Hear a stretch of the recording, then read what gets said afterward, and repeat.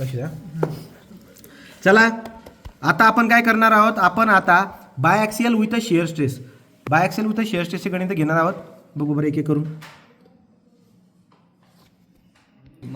The plane element in a body subjected to tensile normal stress 25 Newton per mm square in x direction and shear stress of magnitude 100 Newton per mm square. Calculate the normal tangential resultant stress plane inclined 30 degree with a vertical direction anti-clockwise. एकदम सोपं उदाहरण आहे बाळांनो, काही दिमाग लावायचं काम नाही. हे बघा, plane element body subjected. Plane element म्हणजे कुठला? हा काय आपला प्लेन एलिमेंट, हा काय?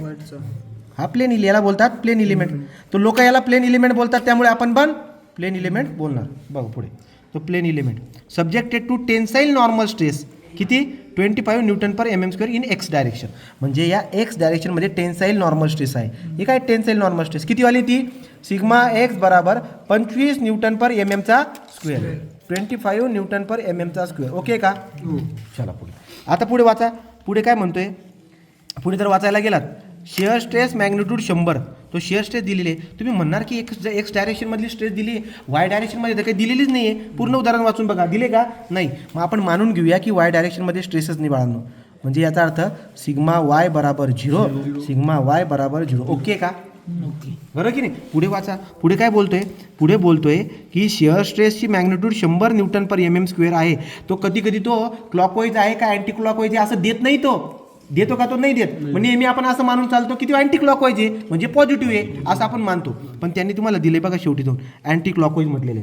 याचा अर्थ असा आहे की बाळांनो, अँटी क्लॉकवाईजचा अर्थ असा होतो, हे वरती आणि हे काय खाली. किती आहे? 100. हा 100 असणार, हा पण 100 असणार. याला बॅलन्स करण्यासाठी हा जाणार इकडे, हा पण लागणार 100 आणि आपण किती असणार? 100 असं राहणार. ते समजते का?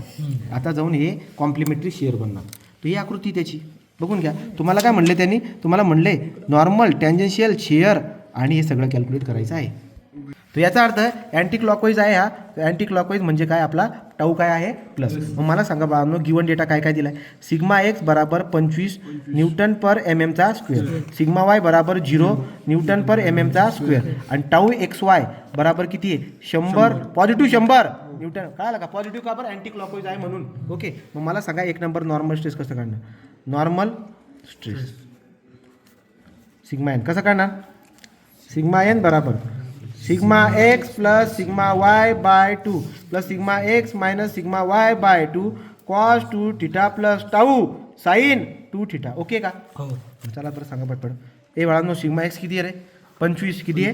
25. मग 25 plus 0 divide by 2 plus 25 minus 0 divide by 2. Okay. नीट काढा बरं का. कॉस 2 इंटू इकडे या बरं का. यांनी काही अँगल दिलेलं नाही का आपल्याला? वाचा बरं, अँगल दिले नाही. किती अँगल दिला? हे बघा दिलाय बाळा, पूर्ण वाचावं लागतं त्यासाठी. Plane incline 30 degree with vertical direction. म्हणजे व्हर्टिकल डायरेक्शन सोबत 30 दिलेला आहे. म्हणजे ओके मे थँक्यू. राईट. मग आता तुम्ही जर का समजायचा टाकला तो 30 डिग्री बरोबर प्लस टाऊ किती बाळांनो? टाऊ किती आहे रे? टाऊ एक्स वाय आहे 100. त्यामुळे इथं काय करणार आपण? 100 साइन 2 इंटू 30. अँगल किती दिला आहे? 30. मला हे सगळं टाकून शांततेत सांगा, शांत चित्ताने किती येईल उत्तर सिग्मा एन?